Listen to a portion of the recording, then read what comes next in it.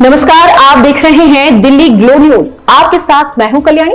शुरुआत करते हैं आज की खास खबरों से। राहुल गांधी का मंच था, होता यात्रा थी। पीएम मोदी की मां के पर बेहद ही आहत टिप्पणी की गई मंच से।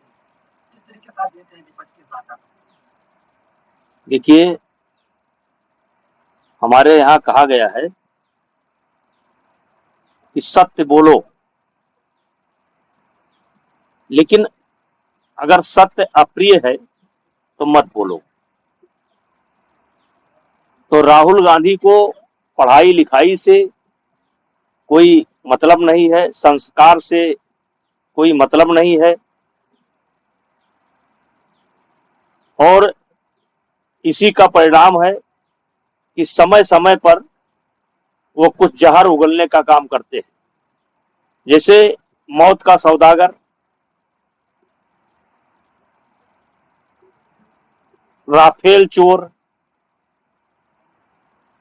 और नाना प्रकार के शब्दों को से मोदी जी को नवाजा जाता है। देखिए, मोदी जी कोई व्यक्ति नहीं है। मोदी जी इस समय देश के प्रधानमंत्री, और प्रधानमंत्री की मां की आलोचना करना कहीं न कहीं देश की समस्त जो माताएं हैं, बहनें हैं, नारी समाज है, उसका आप अपमान कर रहे हैं। हमारे यहाँ औरत को, लड़की को, मां को देवी स्वरूपा कहा गया है, और आज जो व्यक्ति दुनिया में नहीं है, आप उसकी आलोचना करके आप अपनी औकात का परिचय दे रहे हैं कि आपके पास कितना ज्ञान है, और हमारे देश की जो परंपरा रही है उसको कितना ठेस पहुंचाने का काम करते हैं।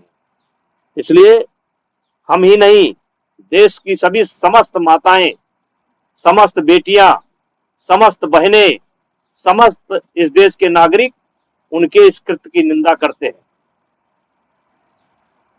इस तरीके से आप एक पीएम बड़ा पद होता है, पूरे देश के लिए होता है, उसके लिए तुम तड़ाका जैसा शब्द राहुल गांधी यूज कर रहे हैं। इनकी आवश्यकता क्या दर्शाती है तुम तड़ाका? जैसे कहा गया है कि यदि आप चाहते हैं कि लोग आपके साथ अच्छा व्यवहार करें तो आपको लोगों के प्रति भी अच्छा व्यवहार करना चाहिए। भाषा की एक मर्यादा है, उस मर्यादा का ध्यान रखना चाहिए। और ये इसलिए हो रहा है कि पढ़ाई लिखाई से देश का जो हमारा संस्कार रहा है, देश की जो हमारी परंपरा रही है, उससे राहुल गांधी का कोई लेना देना नहीं है,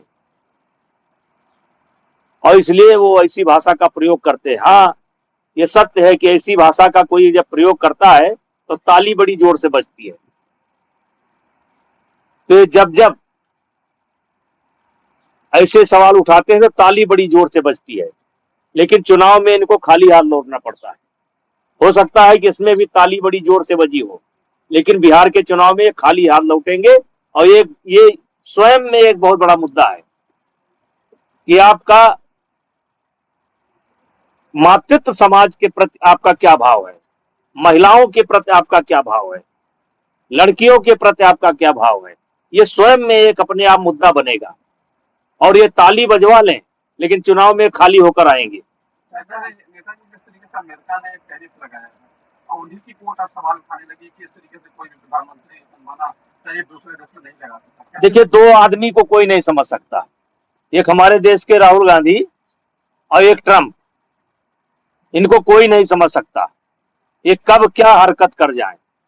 आज ट्रंप की निंदा उनके देश में ही हो रही है, उनकी पार्लियामेंट कर रही है, वहां की जनता कर रही है, वहां की कोर्ट कर रही है। भगवान उनको सद्बुद्धि दें, और उनको मालूम होना चाहिए कि ये भारत जो है सन 1990 वाला भारत नहीं है, जब हमें देश का सोना काम चलाने के लिए गिरवी रखना पड़ा था। वो भारत नहीं है। ये वो भारत नहीं है जब दबाव में चाइना से समझौता करना पड़ा। ये वो भारत नहीं है कि 92,000 सैनिक बंदी थे और उनको बड़ा बिना शर्त छोड़ना पड़ा। ये भारत नहीं है, ये 2024 का भारत है।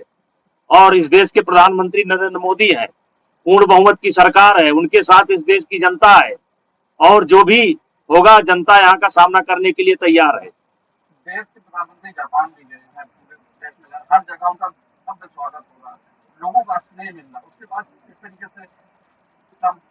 देखिए 2014 के बाद विदेश में हमारी हैसियत बढ़ी है और लगातार बढ़ रही है। ये देश की जो जनता है यही हमारी ताकत है, यही हमारे देश की ताकत है।